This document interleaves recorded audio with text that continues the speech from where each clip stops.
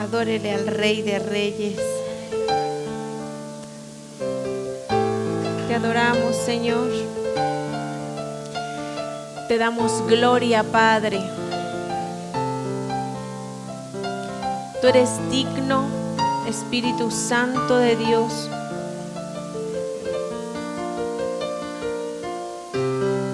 Ven y muévete en este lugar. Ven y muévete en nuestro corazón.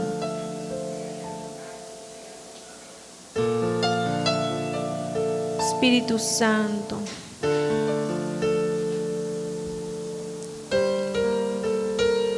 Clámele a Él, mi hermano.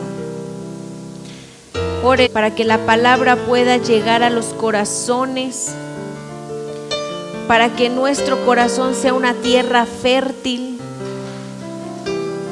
Dígale, Señor, que todo lo trabado se destrabe, que las fuerzas celestiales demoníacas que quieren que la palabra no salga, pueda ser abiertos los cielos, pueda abrirse los cielos y que tu palabra, Señor, pueda entrar y penetrar cada vida, cada corazón. Ore por las personas que están, dígale, Señor, que su corazón sea una tierra fértil, que su corazón sea una tierra fértil. Ore para que no se apodere el sueño. Di, Señor, no permitas que se apodere el sueño de mi hermano, de mi hermana, de mi vida, Señor. Que tu palabra pueda ser una palabra que cae en buena tierra. A los intercesores empiecen a clamar al Señor. Diga, Señor, te rogamos que la tierra sea una tierra fértil, que los corazones sean corazones que agarran tu palabra y que la palabra pueda estar en cada espíritu, Señor, transformando el alma. Espíritu Santo, renueva el entendimiento, quita los velos que impiden que te podamos ver, que te podamos contemplar, Señor. Quita los velos que le impiden a tu pueblo, Señor, contemplar el rostro de Cristo. Quita todo lo que impide, toda atadura, todo pecado, Señor, sea quebrantado por medio de tu palabra. Y que cuando tu palabra, Señor, empiece, Señor, a ser soltada, quebrante los corazones, quebrante el entendimiento, papá. En el nombre del Señor Jesucristo, una buena tierra, cada corazón, cada vida, cada persona, buena tierra. En el nombre poderoso de Cristo Jesús, que nadie se pierda, todos vuelvan al arrepentimiento, Señor. En el nombre de Jesús, en el nombre poderoso de Cristo Jesús, Señor. Te damos gracias, papá. Nos ponemos de pie para la lectura primera, por favor. Es Lucas 23:44. Dice así la palabra del Señor: cuando era como la hora sexta, hubo tinieblas sobre toda la tierra hasta la hora novena, y el sol se oscureció y el velo del templo se rasgó por la mitad. Dice nuevamente: cuando era como la hora sexta, hubo tinieblas sobre toda la tierra hasta la hora novena, y el sol se oscureció y el velo del templo se rasgó por la mitad. Pueden tomar su asiento. Estoy leyendo los evangelios, lo que es Mateo, Marcos, Lucas, Juan, porque quiero conocer todo de Cristo. Quiero conocer más de Él. Y entonces me topé con esto en mi lectura y dice: cuando era como la hora sexta, hubo tinieblas sobre toda la tierra hasta la hora novena, y el sol se oscureció. Entonces yo no entendí por qué decía eso.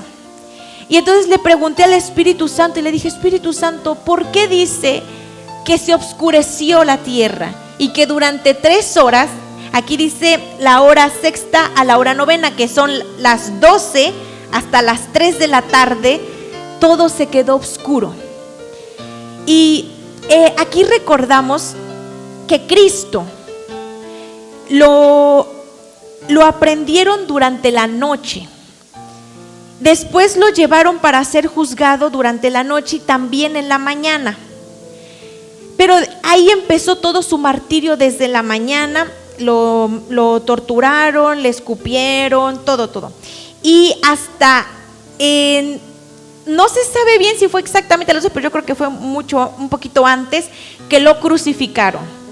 Y entonces cuando él estaba crucificado, desde las 12 hasta las 3, o sea, 3 horas, estuvo todo oscuro. Dice que el sol se oscureció. O sea, yo me puedo imaginar así como que son las 12 de la tarde y de repente ves que ¡pum!, se oscurece todo, ¿no? Hasta las 3 de la tarde. Y yo le pregunté al Señor: Señor, ¿por qué se oscureció cuando Cristo estaba crucificado? ¿Por qué se oscureció el mundo? Porque aquí dice que se oscureció el mundo. Dice, hubo tinieblas sobre toda la tierra. O sea, toda la tierra se puso oscura. Ahora, nosotros, bueno, no sé si lo sepan, pero el número 13 es el número de la unidad. Por eso la Biblia dice que el Padre, el Hijo y el Espíritu Santo, los 3 son uno. Entonces es la unidad. Entonces dice que desde las 12 hasta las 3, o sea, 3 horas, Cristo estuvo crucificado, y dice que las tinieblas se apoderaron. Ahora, aquí las tinieblas en el original se refiere a espíritus malignos. Entonces, cuando la luz del mundo se volvió pecado, entonces el mundo se oscureció.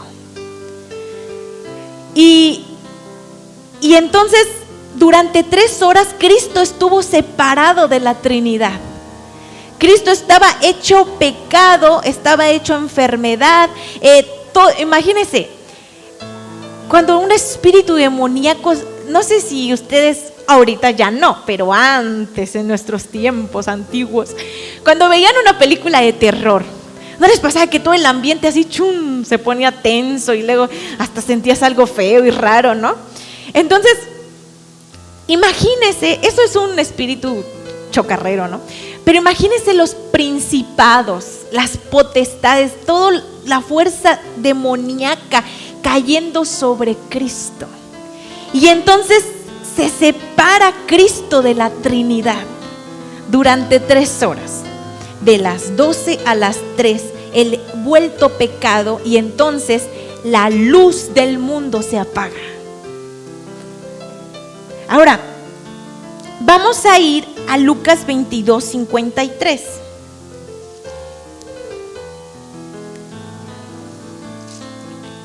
Lucas 22:53 dice, desde el 52. Y Jesús dijo a los principales sacerdotes, ahora sí traigo otra versión, entonces sí queda. Y Jesús dijo a los principales sacerdotes, a los jefes de la guardia del templo, este es cuando lo iban a prender, el arresto de Jesús, del templo, y a los ancianos que habían venido contra él, ¿cómo contra un ladrón habéis salido con espadas y palos? Les pregunta Jesús.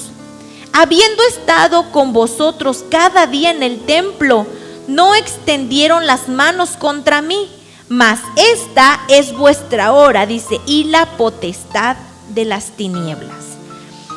Dice, esta es la hora en que la potestad de las tinieblas va a tomar control. ¿Ok? Ahora,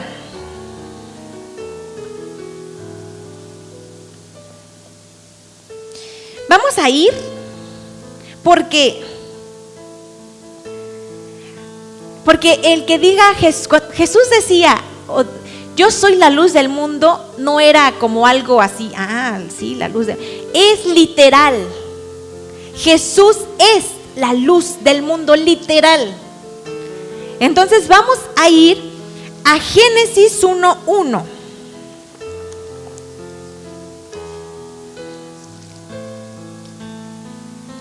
Dice la palabra del Señor: en el principio, está hablando de la creación del mundo, en el principio creó Dios los cielos y la tierra.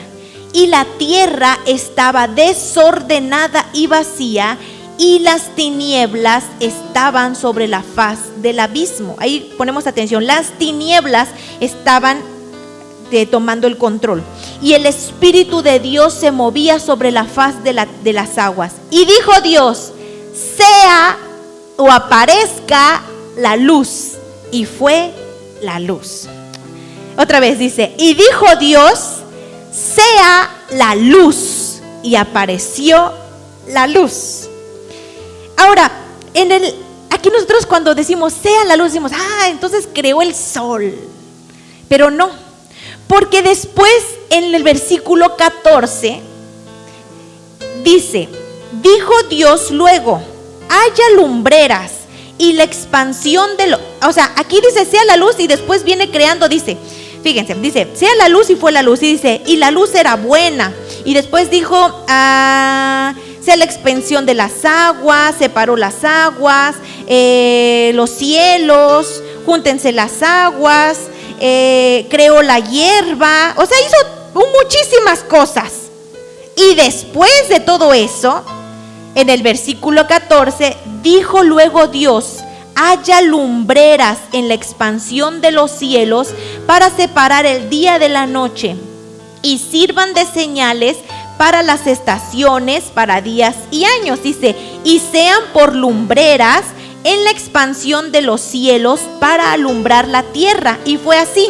Y después dice: e hizo Dios las dos grandes lumbreras, la lumbrera mayor para que señorease en el día, y la lumbrera menor para que señorease en la noche. Hizo también las estrellas. Entonces, cuando Dios, dice, era el principio, y Dios dijo: sea la luz, Dios introdujo a Cristo. No introdujo el sol, no, introdujo a Cristo. Dice, otra versión dice: aparezca la luz. Entonces aparece Cristo y alumbra. Por eso cuando Cristo se volvió pecado, el mundo se oscureció, porque Él es la luz.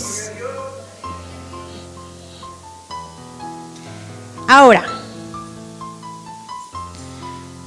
en el original, en el hebreo, la luz que está en el Génesis, que es: y dijo Dios, sea la luz, el original es el mismo que se utiliza para Isaías 9:2. Vamos a ir a Isaías 9:2.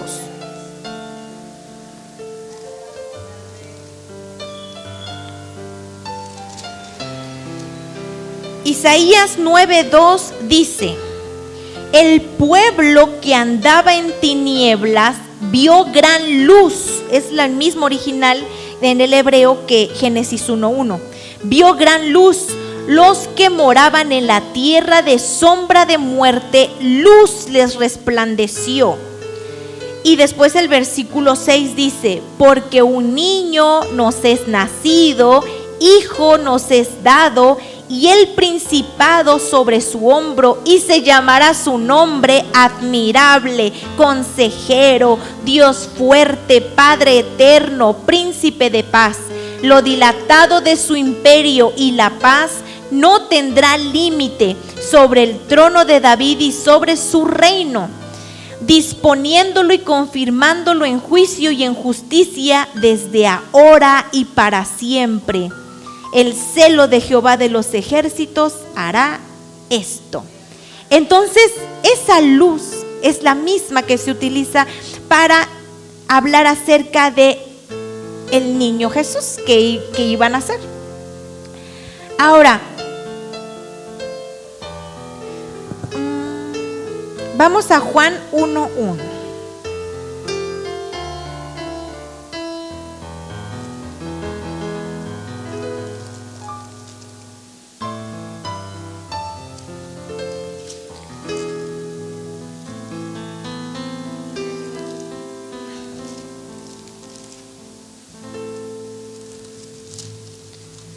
Juan 1:1 dice: en el principio era el Verbo, y el Verbo era con Dios, y el Verbo era Dios. Este era en el principio con Dios. Todas las cosas por Él fueron hechas, y sin Él nada de lo que ha sido hecho fue hecho. Dice, en Él estaba la vida, y la vida era la luz de los hombres. La luz en las tinieblas resplandece, y las tinieblas no prevalecieron contra ella. Dice, en el principio. Dice, este era en el principio con Dios. Cristo desde el Génesis 1:1 estaba con Dios. Entonces aquí dice que en el principio era el verbo, y el verbo era con Dios, y el verbo era Dios. O sea, el verbo, la palabra de Dios se hizo carne. O sea, imagínense que las palabras que uno dice se vuelvan algo, ¿no? Entonces aquí Dios, su palabra es Cristo, y entonces su palabra se volvió carne y anduvo entre nosotros. Entonces aquí podemos ver que Cristo estaba con Dios en el principio, y en Él, dice, estaba la vida, y la vida era la luz de los hombres. Aquí vemos que Cristo desde el Génesis aparece. Y vemos cómo durante esas 3 horas en que Él se volvió pecado, cómo fue que se separó de la Trinidad. Porque si vamos a Mateo 27:45,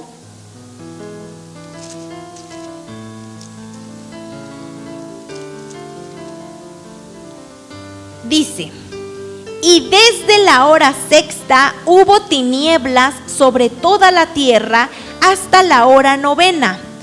Cerca de la hora novena, Jesús clamó a gran voz diciendo, Elí, Elí, lama sabactani. Esto es, Dios mío, ¿por qué me has desamparado? Ahí, imagínense, Cristo separado. O sea, cuando Cristo es Dios y Cristo vuelto pecado, usted se puede imaginar el amor que Él tiene para con nosotros. Porque imagínese un Dios santo, o sea, que dice que Él aborrece el pecado. Entonces imagínese un Dios santo vuelto pecado, que los espíritus demoníacos se apoderaron. O sea, yo me puedo imaginar a Cristo diciendo, ¿qué es esto tan asqueroso? Siendo Él santo. Y dice que durante ese tiempo estuvo todo vuelto tinieblas, y en la hora novena, que es las 3 de la tarde, Él grita, Señor mío, ¿por qué me has desamparado?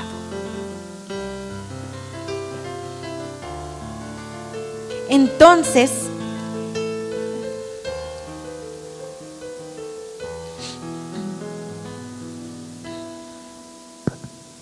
vamos a Mateo 24:29.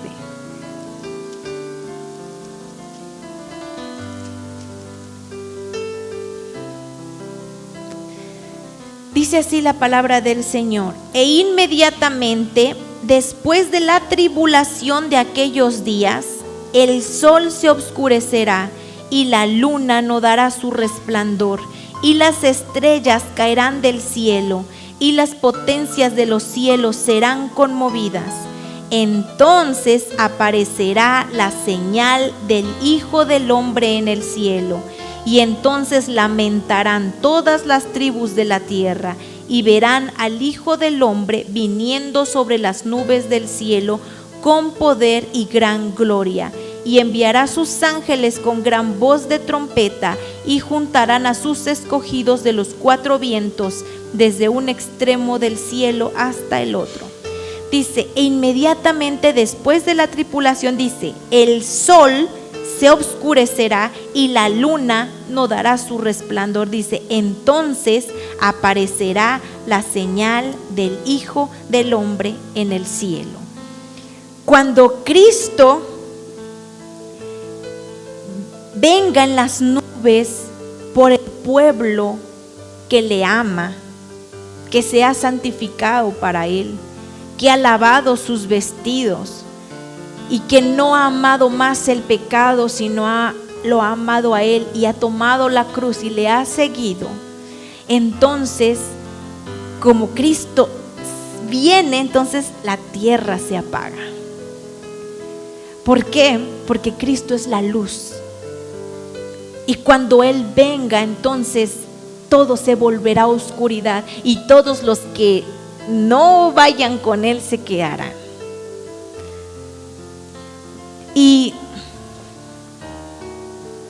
las tinieblas tomarán el control. Ahora,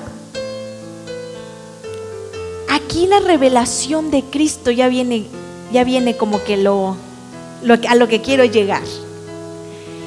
Y mi hermano, yo le pido que usted abrace esto, que le pueda ser revelado quién es Cristo. Y vamos a ir a Génesis 2:7.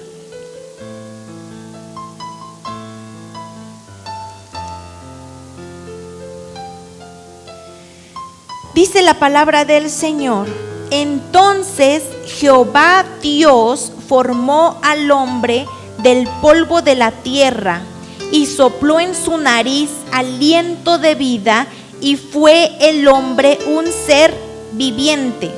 Versículo 9: y Jehová Dios hizo nacer en la tierra todo árbol delicioso a la vista y bueno para comer, también el árbol de vida en medio del huerto, y el árbol de la ciencia del bien y del mal.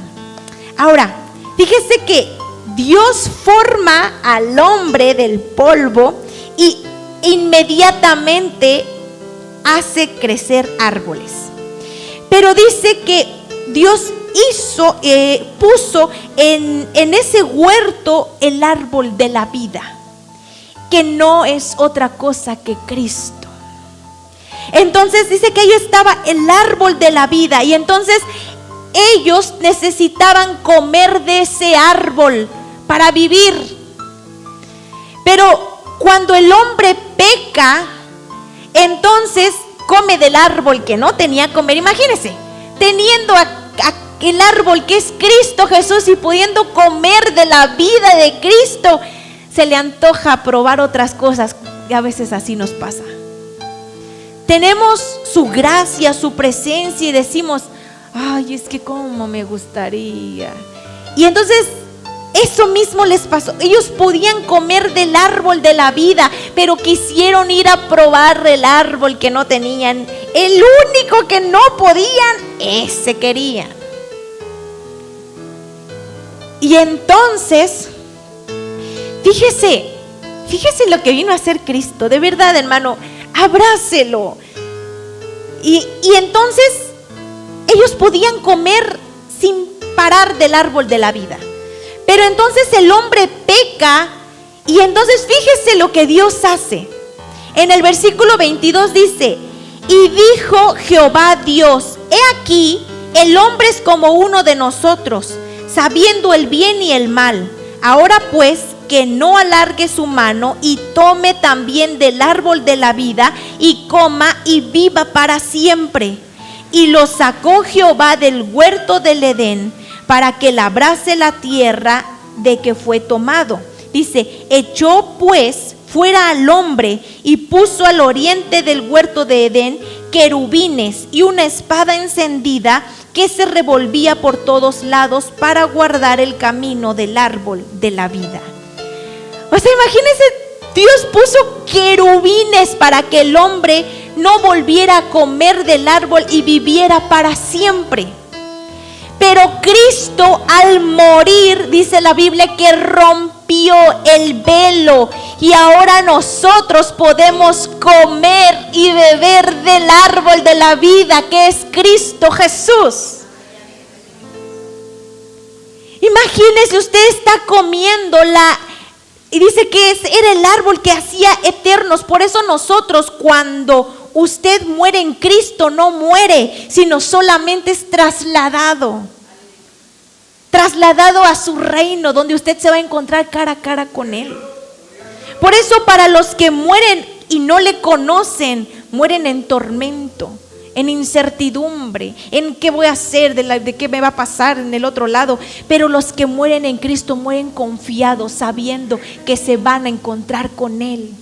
Entonces ahora Cristo les dice a sus discípulos que coman y beban de Él. ¿Y qué era? Es el árbol de la vida, es el árbol que nos alimenta, que nos sana, que nos da eternidad. De ese árbol comían cuando no había pecado, cuando la presencia del Señor estaba en medio de ellos y la podían contemplar y todo.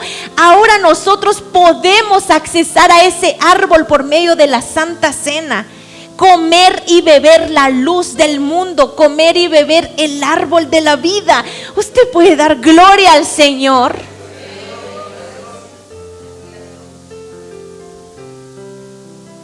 Entonces,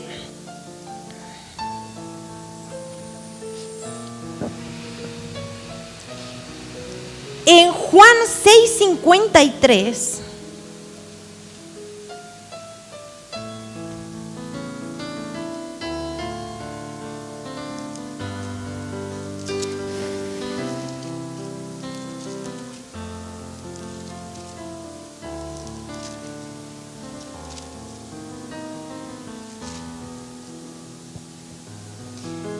Jesús les dijo, fíjese, de cierto os digo, si no coméis la carne del Hijo del Hombre y bebéis su sangre, no tenéis vida en vosotros. El que come mi carne y bebe mi sangre tiene vida eterna, y yo le resucitaré en el día postrero. Porque mi carne es verdadera comida y mi sangre es verdadera bebida. Entonces, mi hermano, el velo que separaba al hombre de Dios se rompió por medio de Cristo. Y ahora usted y yo podemos tener acceso a la verdadera comida y a la verdadera bebida. Porque dice la palabra del Señor que el que come y bebe indignamente, no quiere decir que usted coma y beba en pecado, sino indignamente es que come y bebe sin discernir lo que significa comer y beber. Sino nomás se lo toma y pues como me dijeron que me lo coma, pues me lo como. Y como me dijeron que me lo... Dice que por eso hay muchos que duermen y muchos que están en la iglesia dormidos. ¿Por qué? Porque no disciernen lo que significa beber y comer la sangre y la carne de Cristo. Oh, mi hermano. Ay, lloro al Señor porque se despabile y que pueda usted entender y comprender con su espíritu. No con su mente, sino en su espíritu le pueda ser discernido lo que significa eso. Usted come la luz del mundo. O sea, cuando usted come y bebe la Santa Cena, que está haciendo que por dentro, si hay un poco de tinieblas, se quebrante. Que los yugos que están atando pecados y cosas se rompan. Que dice que, imagínese, está comiendo la luz. Dice que cuando llegó la luz, las tinieblas se disiparon. Usted al comer y beber la sangre del Cordero en su casa, en su familia, las tinieblas se disipan de su hogar. Porque usted está volviéndose luz al comer a la luz. Usted se vuelve Cristo al comerlo a Él.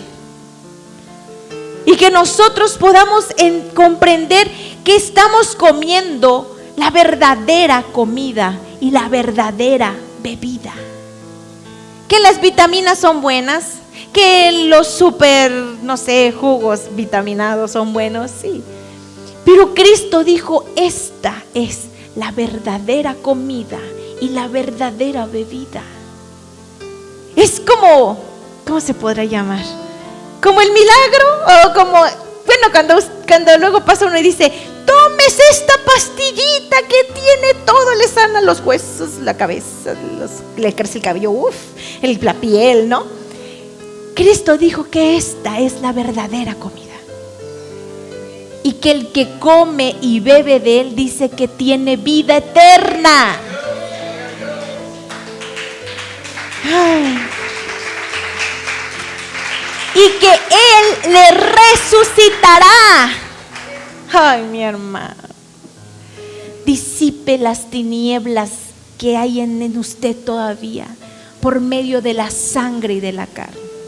Disipe las tinieblas en su familia, en su salud, que las tinieblas no van a poder resistir la luz que entra por medio de la sangre y de la carne, pero que usted la beba y la coma, reconociendo, porque cuando Cristo dice que él estaba el vino, él no dijo este es el vino y este es el pan. Él dijo, esta es mi carne y esta es mi sangre. O sea que cuando usted, he escuchado, una vez escuché una enseñanza de la Santa Cena del apóstol Nahum y decía que hay personas que cuando están tomándose la Santa Cena, reconociéndose que les ha sabido el vino a sangre, porque están reconociendo y lo están haciendo con todo el entendimiento de que no es un juguito que nomás me están dando para una como ceremonia que hacen o algo así, sino es la sangre del Cordero, que cuando en familia la tomamos, cosas poderosas suceden, mi hermano. Cuando en familia la tomamos, y que cuando su hijo o su hija le pregunten, oye mamá, ¿qué es eso que toman ahí en la iglesia? Usted no le diga, pues es una ceremonia, hija, una ceremonia en el que, como familia. No, usted sepa explicarle, usted sepa decirle, hija, es la sangre del Cordero, es la carne del Cordero, que si te la comes y te la bebes, tendrás vida eterna y el Cristo te resucitará para el día postrero. Dice que tendremos vida eterna y los que comen, Él les resucitará, reconocerá la sangre y dirá, amén. Y que usted pueda tener, mi hermano, la fe y la confianza de lo que significa. Porque muchas veces una enfermedad, ¿qué pastilla me voy a tomar? ¿Quién me la recomienda? O vamos a ver al mejor doctor de doctores, vamos a encontrar. Y entonces se nos olvida que ahí está el árbol de la vida. Que está el árbol de la vida ahí ya otra vez accesible. Ya no están los querubines resguardándolo, porque Cristo partió el velo y entonces lo que separaba a Dios de los hombres por el pecado, Él lo rompió y entonces ahí está su árbol de la vida. Entonces ahí nosotros nos sentamos y decimos, Señor, esta es tu carne, esta es tu sangre, yo como al Cristo de la gloria. Mi hermano, yo no digo que esté mal si su fe no le está alcanzando mucho pero que tome usted lo que usted guste, pero todo eso es el árbol de la ciencia, son cosas humanas. Y yo no digo que está mal, porque Dios puso sabiduría en nosotros para que los hombres crearan pastillas y vitaminas y muchas cosas que ayudan y que son buenas. Pero un hijo de Dios tiene el acceso al árbol, tiene el acceso a Cristo, tiene el acceso a Él. Y que en lugar de acudir para que me quiten el estrés o la pastilla para poder dormir porque estoy agobiado, estresado, usted diga, Señor, aquí está tu carne, aquí está tu sangre, yo me lo como para vida.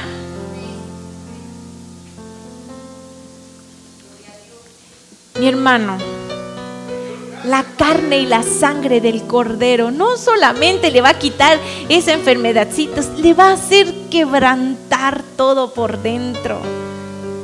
Dios le formó, Él le hizo, no nosotros a nosotros mismos. Él le formó, Él lo hizo, Él le diseñó, Él sopló aliento, Él hizo todo nuestro cuerpo, nuestros órganos. No un hombre le hizo a usted, el Señor le hizo.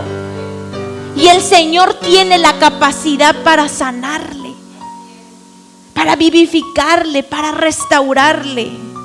Y que cuando nosotros le comemos y le bebemos, imagínense, está usted comiendo la fortaleza de Cristo. No hubo, ni hay, ni habrá hombre más fuerte que Cristo, de soportar el pecado, de soportar el dolor, de soportar toda la enfermedad. ¿Quién puede soportar toda la enfermedad? Nadie, solo Él. Y Él lo pagó en la cruz del Calvario. Y cuando Él lo pagó, le dijo a Satanás: ¿cuánto por él?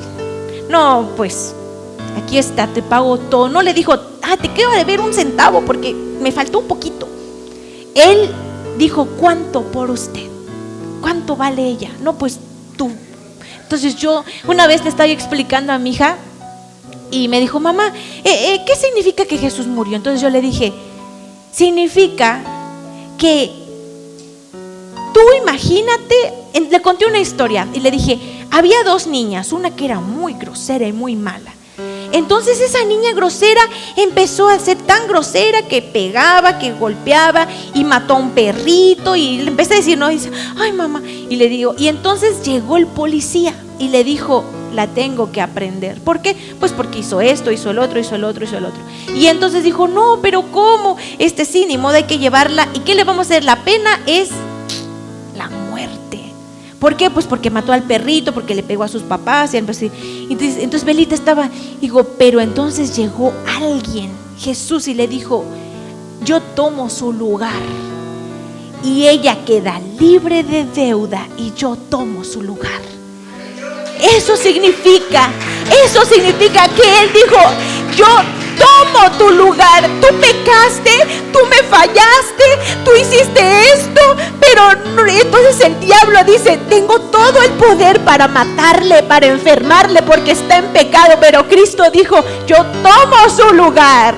Y ahora yo me vuelvo pecado, yo me vuelvo enfermedad. Todo lo que le correspondía, yo tomo su lugar. Y fue a la cruz y morir por ti, para que ya no haya nada. Y si alguien te acusa: es que hiciste esto, es que hiciste el otro, Cristo tomó mi lugar. Él lo pagó en la cruz del Calvario. Ya no soy más un pecador. Cristo tomó mi lugar. Ya no estás bajo, hiciste esto, hiciste el otro, fuiste esto. Cristo tomó mi lugar. Yo ya no debo nada. Él lo compró porque yo he creído en Él. Y cuando dice que los que creen en Él, entonces Cristo, al creer tú en Él, al confiar en Él, Él tomó tu lugar. Y entonces ya no es que te acusan, ya no es que hiciste, fuiste, ya no. Ahora Él en la cruz tomó todo y cargó todo. Así que cuando tú crees en Cristo Jesús, entonces Él toma tu lugar. Él toma tu lugar. Y entonces el mundo está condenado, está en enfermedad, porque no ha reconocido a Cristo como su Salvador.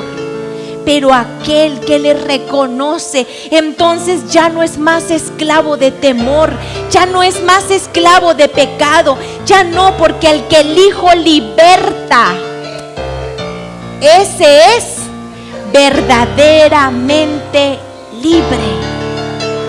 Amén.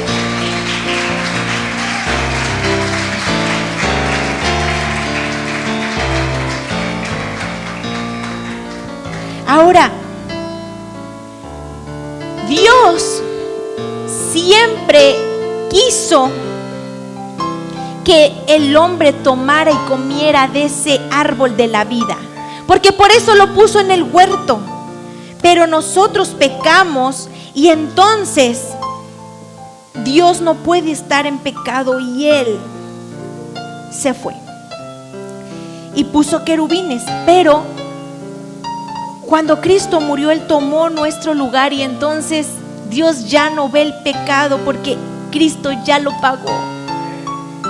Cuando una deuda es pagada en un banco, desaparece, y entonces ya dices deudor, ya no estás en la lista de deudores porque ya lo pagaron o ya lo pagaste. Entonces ya no apareces en deudores porque ya está pagado, ya está pagado.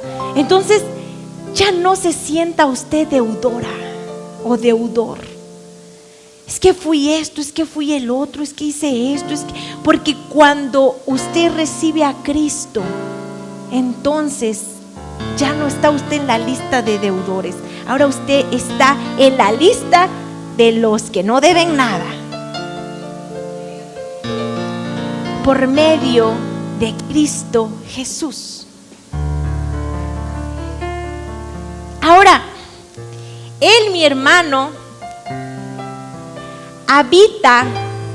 Yo escuché una enseñanza que me encantó porque, bueno, le voy a contar de dónde salió. Una vez a mí me dolió un chorro en la cabeza, pero mucho. Sentía que el ojo se me estaba saliendo. Entonces dije, ay Señor, tengo un dolor de cabeza muy grande. Y entonces yo les dije a las muchachas, ay muchachas, por favor oren por mí porque de verdad me duele un chorro. Y entonces se juntaron y oraron. Mi hermano, como cuando le van a dar un masaje, así bien chido. Entonces yo decía, ay no, por favor no dejen de orar, por favor no dejen, porque se sentía así como un masaje bien relajante. Y cuando dejaron de orar, así el dolor se me quitó, así en el momento. Y entonces el Señor me mostraba la importancia del cuerpo de Cristo. Él es la cabeza y nosotros el cuerpo, pero el cuerpo uno a otro se sustenta.